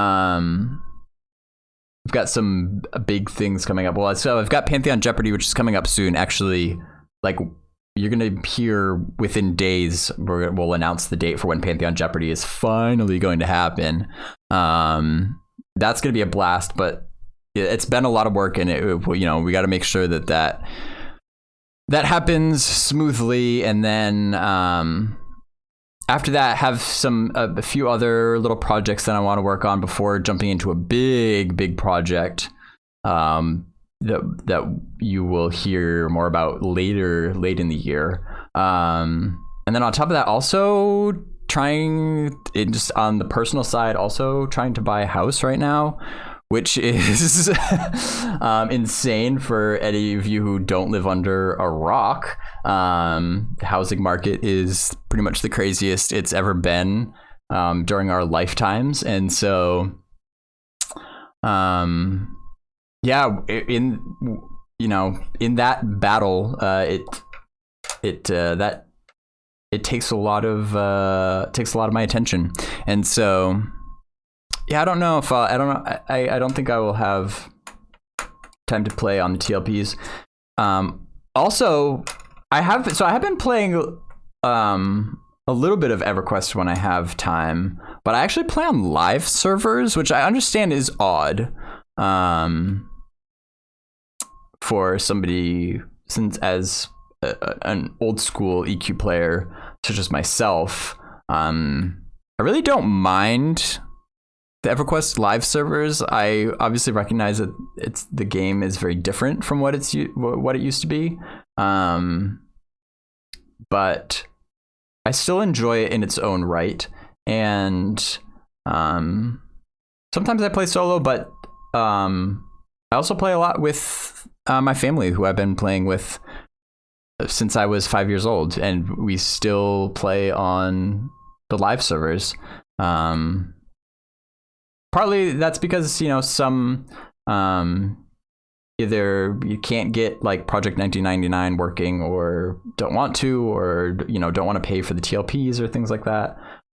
So we just all stick together on the live servers, and we still have a lot of fun doing that. So yeah, probably no TLPs for me.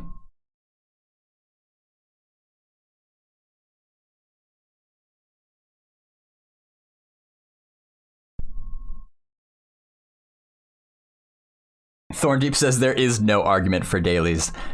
Yeah, that's not any good ones anyway. It's the very worst of MMOs. I agree.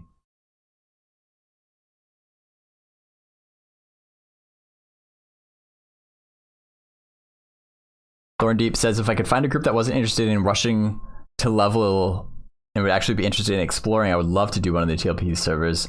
Yeah, that's a good point. That's a good point. Well, Bolthar says if anybody here is interested in group, I'm looking for more, just DM him. Maybe reach out, Thorndeep, see what he's interested in. But yeah, you're right. Like I have in the TLPs that I've done, you're right. Everybody is it's just a rush to max level, which when you put it like that, like why? I mean, it's fun, but it's like, I guess it's because most people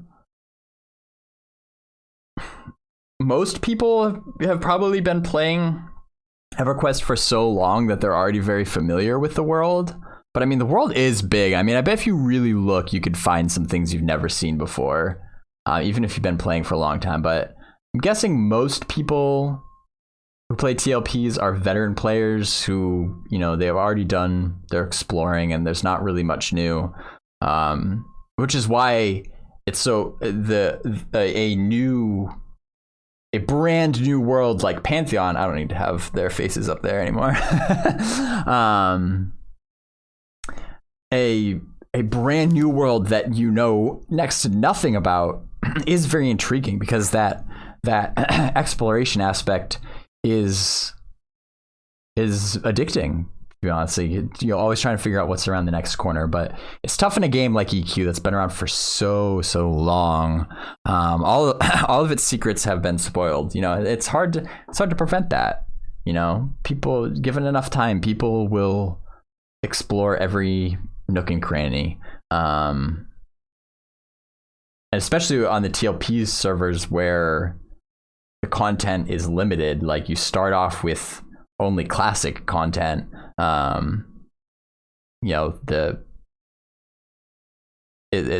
world is so much smaller, and so that it even increases the chances that people have already seen it all at this point. So yeah, that it sounds fun. I hope you find a group like that. But yeah, it does seem like leveling is the thing to do, because leveling, it is fun. Again, even though that's pretty much what everybody does in every MMO, even if the MMO is new, like it seems like whenever these new games come out, like if you can rush to max level for whatever reason, it's just hardwired into our brains as gamers and as humans that it's just like must progress. Like and just climbing up the ladder to top. And I think part of that's because we've been programmed that we've been taught historically that the only meaningful gameplay is at max level, and so people just try to get there as soon as possible. But yeah, it's sad, which again, circling back, Pantheon is really the only chance I see anyway of a game that that rewards you for taking your time and to explore and does not incentivize you to just rush to max level, because there are meaningful things that you'll miss out on if you do that.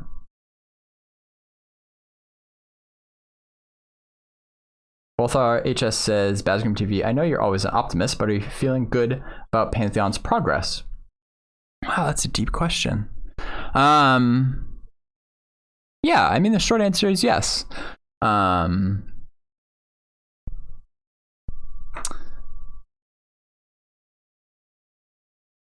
I mean, you have to be an optimist, and because if you, I don't want to get too deep in the philosophical discussion here, but like, if you don't believe that things will get better, then that only decreases the chances that they actually will. But more directly to your question, yeah, you know, it's been it's been a long road, and I don't think any of us expected Pantheon's development to take as long as it has. But the reason I'm still so optimistic about its future is first and foremost because of the grit that the developers have. If you set aside like all the progress updates and the math of like the funding and the team size and and art and all this sorts of stuff, like if you really boil it down, like this is a game that is being made by human beings, okay? And without the team, nothing gets done. And so if you really look at the team, you look at the people behind it all, and you look at who they are. And I've had the privilege of actually, you know, being able to interact more with these guys than the average person, like at conventions, where I can actually talk to them face to face, one-on-one, look into their eyes, and ask them, you know, about what they're doing. It's incredibly obvious to me that this core team has grit. It's hard to explain, but it's this intangible quality that just, again, incredibly obvious to me, that they will do whatever it takes to get the job done that they have set out for themselves.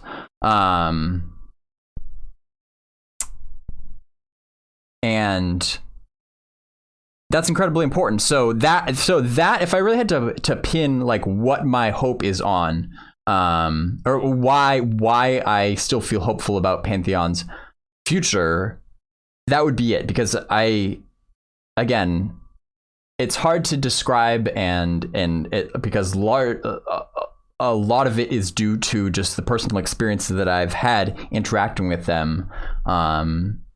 It's just very obvious to me that no matter what sort of obstacles may arise, as they always do, that they will do whatever it takes. Nothing's going to get in their way to accomplish what they have set out to accomplish.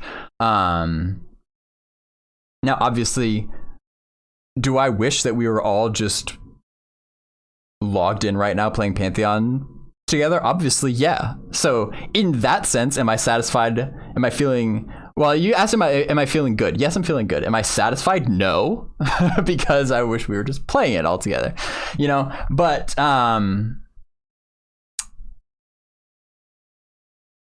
but yeah, when you take the grit aspect and combine it with just what I know about where they're at and what's left to do, yeah, I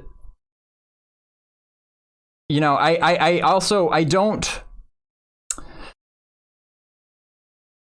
The best way to stay to keep things in perspective too, and not feel so overwhelmed by the whole process is breaking down the development cycle and not getting so focused. So, a lot of people, they're just like, when is this game going to release? When is it going to release? When is it going to release? They're only looking at the destination. Whereas if you actually break it down, and again, it's not easy, but once you actually break it down into the steps, it starts to make a lot more sense. And so right now, the focus is on alpha, because if you can't get to alpha, you can't get to release, right? There's an order of things. And so when we look at what's needed to get to alpha, which again, if you go to library.com/alpha-tracker, we already know what needs to be done to get to alpha, and it's very clear to me, again, with the hiring that they're doing, it seems like they're financially healthy and all that.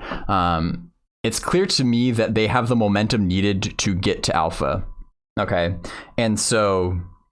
And I feel very good about that. I feel very confident in that, that they'll be able to reach that milestone. When exactly, again, I don't know. But I'm not worried about that in the slightest. That will be a critical turning point. Again, this is mostly just my perspective. It's a fairly educated perspective, if I do say so myself, just from watching all these streams and doing a lot of reading about it. But alpha, more or less, I don't think it's an exaggeration to say that alpha is going to be a make or break point for the game. Okay, and so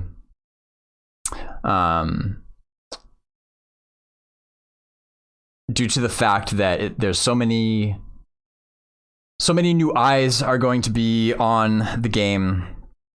Again, they were talking about NDA is going to be relaxed. There's thousands of new people that are going to be coming into the game. They're going to be playing the game. They're probably going to have high expectations due to how long they've been waiting for the game. They're going to be talking about it with their friends online, etc., etc. They have to make a good impression. They have to make a good impression there. And if they do, that's going to be their best shot to date at securing the funding needed to then take it the rest of the way, whether that be from some whale investor or a publisher or whatever the case may be. That's going to be their best shot at securing that, and I think it's safe to say that they will need that to carry it the rest of the way. So hopefully that gives you a better idea of kind of how I'm looking at it, where I'm coming at it from, which is why it took me it took me a little while to explain, because I don't want to just answer that question like, are you feeling good about Pantheon's progress? Yes or no. It's a little bit more. It's a little bit more complicated than that. But certainly in the context of their progress toward the alpha milestone, which is a huge milestone. Overall, I would say, based on what they have told us needs to be done and what we have seen. I'm still definitely feeling good about that. I wish vinyl was done.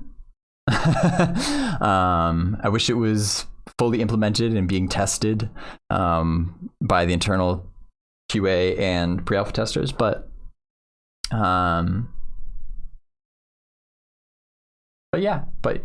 I'll be right back here next month to hear the latest on it. So I'm not worried about that yet by any means. Going back over chat. Okay, Joppa says, not just a fresh new game, but a game built from its very core to maximize exploration and discovery. Imagine the day we all get to sink our teeth into it. Exactly. Like that's what's gonna make all of this worth it. And all, you know, all this waiting and anticipation, that's what it's all leading up to.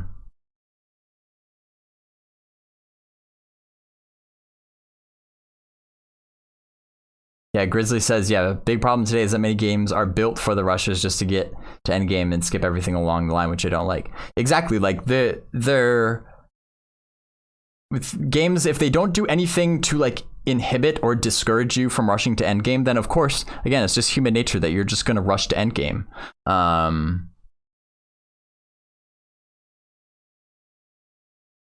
So yeah, when you have, that's why it's such a big deal to have a game that actually is trying to undo that. It's going to be really fascinating. It's going to be really fascinating to see, again, like Joppa says, when we all actually launch day start sinking our teeth into the game, you know that there's going to be a lot of people who just try to just instinctively, okay, new MMO, let's go, time to rush to end game, you know, because they're just assuming, based on what they've learned with past MMOs, they're just assuming that the only meaningful gameplay is going to be at end game, so we're just going to get there ASAP, you know.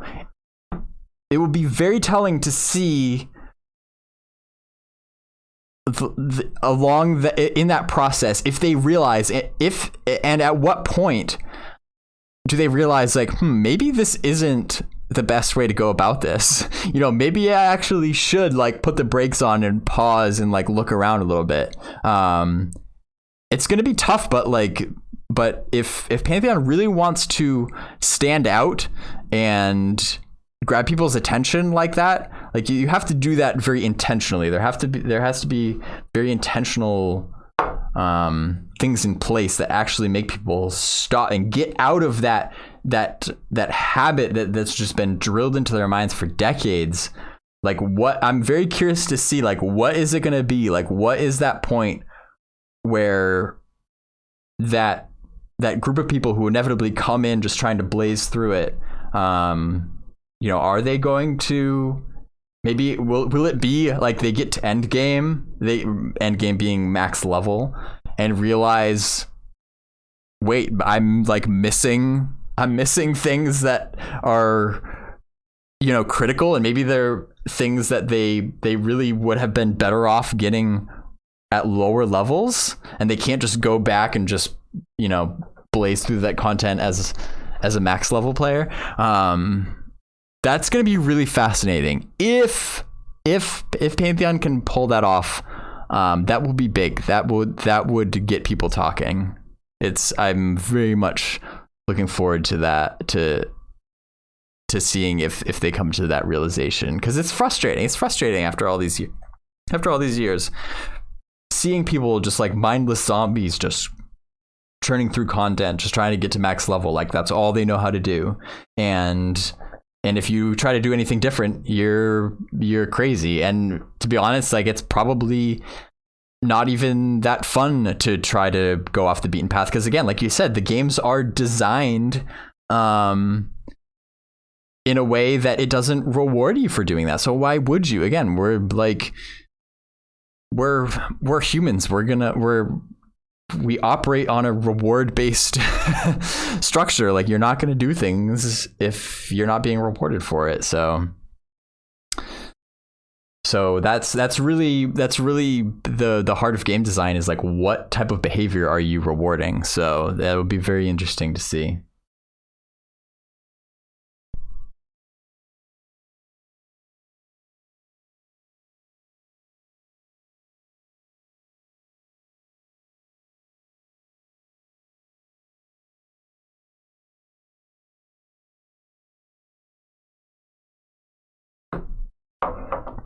Oh, one other thing that I wanted to comment, just going back to this stream specifically. because I've gone we've been all over the place, which I love it. I love these like all over the place conversations. There's a lot of really really thought-provoking things. But to bring it back to this stream, I thought it was interesting that Ronik pointed out that with this transition more toward kind of like short form content, this was 35 minutes, a 35-minute long video, and he's talking about it less being a development update stream and more being like Pantheon monthly, which I think is really intriguing, because that's kind of the impression that I was getting, and I was actually going to point it out myself, and so I'm glad that he did, because I'm getting like the vibe that these streams are no longer about just sharing what the team has been working on in the past month, which that's what they said when they first started doing these streams in late 2019. They're like, it's gonna once a month we'll do a stream, we'll show you what we've been working on in the past month, to increase that visibility of progress and that accountability. But with these segments like, the burning questions and the lore and stuff, like that's not, it's been the past few streams like that have, past few streams have been like that, where it's very clear, like that's not stuff that they have done in the past month. Which is fine, as long as the expectations are made clear as to like what should you expect when you tune into this stream or any of the other platforms or forms of content that VR puts out. Like I would, these development update streams or monthly live Pantheon Twitch streams, whatever you want to call it, have taken an interesting journey, and I don't think have really kind of found their place yet, haven't found their identity yet, because in fact when they were first started doing them in 2019, they replaced the newsletter that went, like the written email newsletter that went out every month. This was a replacement for that. So basically, this is our newsletter in video form,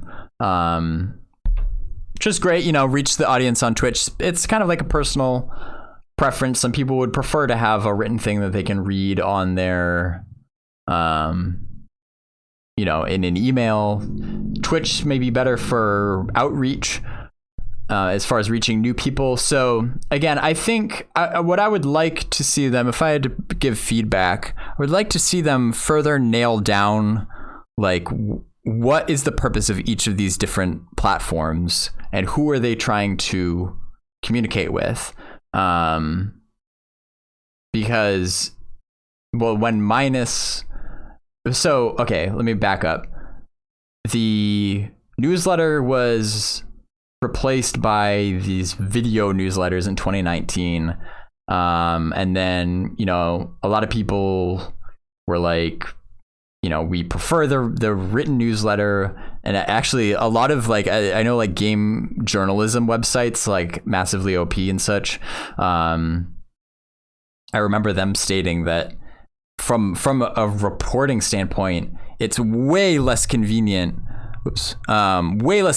for them to digest video content. Like, again, they have to sit and watch like an hour-long video at the time to get all the news that they needed to report on. Whereas if they had an email newsletter, they could read through it in a matter of minutes and then, write their articles based on that. And so, again, perfect example of why it's good to have different forms depending on how people prefer to consume. And so the newsletter went away. I think they were kind of planning on having the video newsletter and then releasing like a written kind of like summary of that newsletter or a summary of that video in written form. I don't think that ever ended up happening. They instead then released the producer's letter, which was just one article written by the producers like Ben Dean or Joppa, whoever the case may be. And those came out not every month, but just when they had like significant things to announce, like if there was like a funding announcement or some major milestone or new hire, whatever the case may be. It usually ended up being like every other month that they would release those.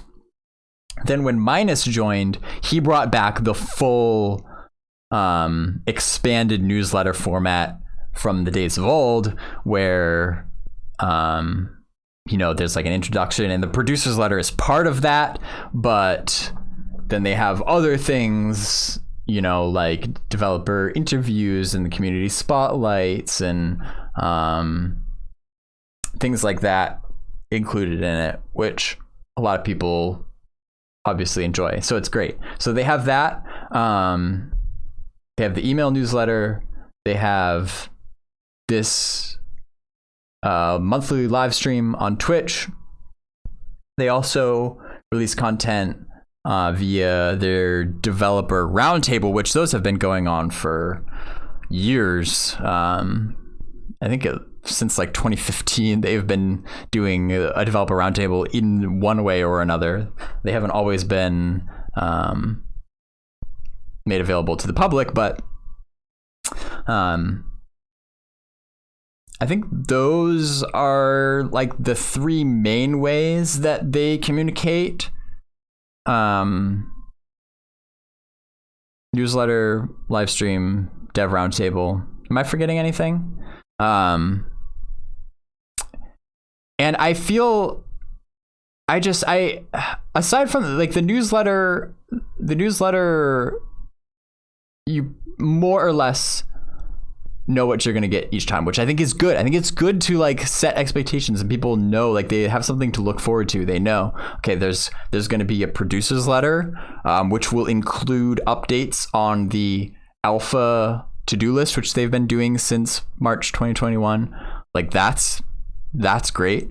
So they have the producer's letter, and again, then they'll have either like a developer written article on something that they maybe been working on, or maybe like a little bit of lore, and then a community spotlight where they'll highlight a community member. And it has pretty much that same structure every time, which is great. And again, that's good for really anybody who wants to keep up. It's a good kind of like overview for anybody who wants to keep up with the game's development, especially on their march to alpha. It's very easily digestible, easily reported on by news outlets. So they have that. And then there's the developer roundtable, which is like podcast format, but is much more sit down, like a kind of deeper discussion. It's longer. They're at least an hour, pretty much always. And then you have these live streams. The developer roundtable is pre-recorded. Well, it's recorded. If you're a VIP, you can listen to it live in Discord as it's recorded, but then, they release that recording later. And it's usually questions from VIPs posed to a particular developer, and the developer will like go through that. It's more Q&A style. They'll go through and answer those questions. And then we have this live stream, which is now getting to be a bit shorter than that. It's about half an hour. So my impression then is this going to be more of a thing that's targeted at people, more as like an outreach tool, like people who aren't following the game, maybe not even aware of the game at all, and this is like how they're introduced to it. Because Twitch can be a great way, a great method of discovery and having, reaching out to people who've never heard about you before. Certainly more like a newsletter. Like you have to sign up for a newsletter. A newsletter is not just gonna arrive in somebody's inbox who hasn't signed up for it and isn't already aware of the game. So All that to say, I think it would be helpful to really like nail down for those of us who are following the game and consuming all of these updates, like what can we expect when we tune into one of these live streams, and how is it going to be uniquely different from the newsletter that we get every month, and how is that going to be different from the developer roundtable? So it's like, could it be something like the developer roundtable is more targeted at the people who have been following the game's development for a while and already kind of have like a base understanding of it, and they really want to dig deeper. They really want to understand all like kind of like the nitty gritty of development and all of the details and stuff. And so, you're sitting down with the developers and they're really digging into that in a more long form detailed discussion.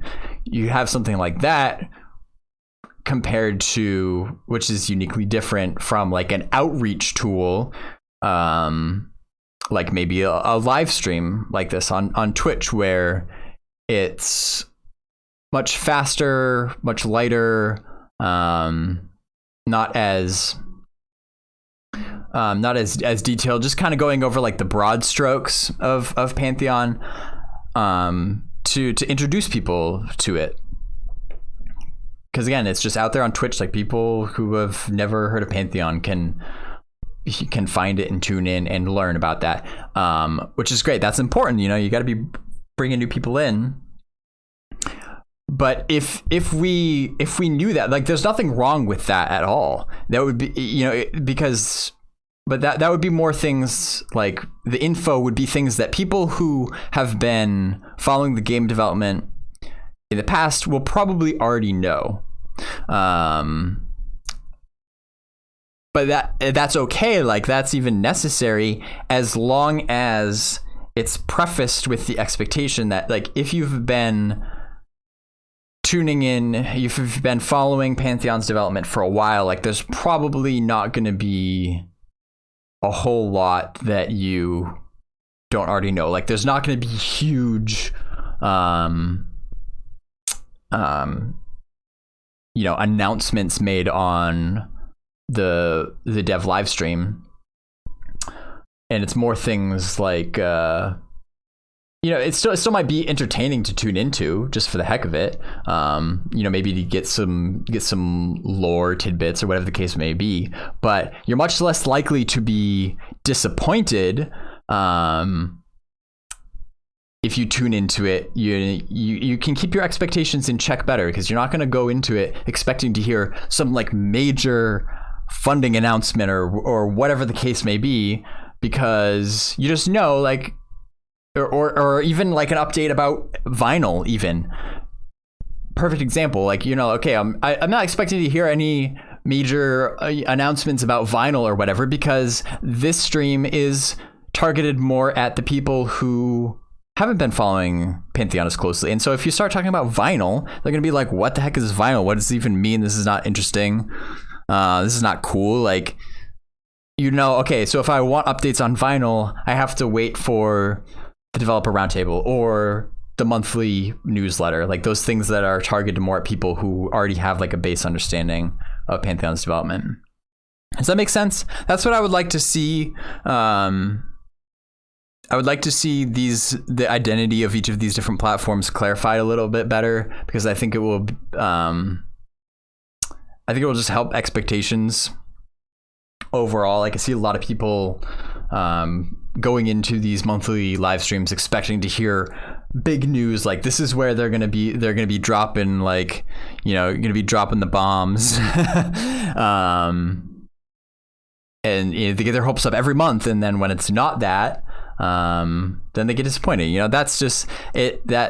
It's just unfortunate. Like, it's hard for people to stay engaged long term when they are constantly having these ups and downs emotionally, So anyway, that's my thoughts on that.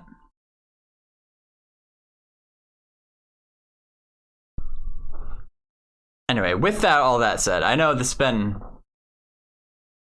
we've gone off on all sorts of rabbit trails. This was a 35-minute video that turned into over a 2-hour a 2-hour stream. I didn't realize I had that much to say today, but apparently I did. I hope you enjoyed it. I hope you got something out of all this, all of our rambling across many different topics, but I, for one, enjoyed it, as I always did. And again, of course, we will be back here regardless next month, same time, same place, the day after the developer live stream. We'll be back in here reacting to it, and because who knows what we're gonna get. So until then, my friends, I will see you around. Stay tuned for announcements from me about Pantheon Jeopardy and some other things on YouTube, like I'm working on a series on crafting and gathering in Pantheon. All sorts of good stuff coming in the near future. So I will see you there. Until then, my friends, please stay curious and adventure on.